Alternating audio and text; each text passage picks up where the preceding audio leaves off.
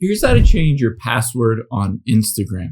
Now, open up the Instagram app on your iPhone or Android, or it works the exact same on a computer as well.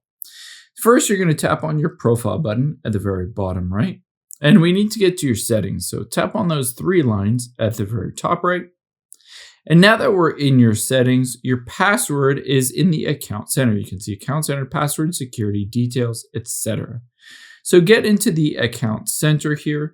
And now midway down is password and security. Keep in mind, you will need to know your old password, but if you don't know your old password, there is another option. So tap on password and security.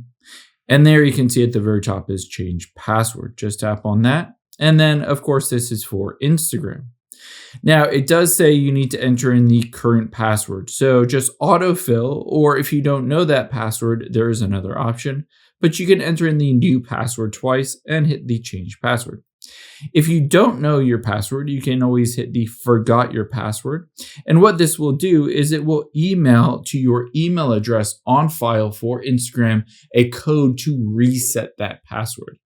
Now, all you need to do as well is to choose whether you want to log out of other devices. When you choose to do this, essentially this helps prevent anyone else that might be fraudulently logged into your account.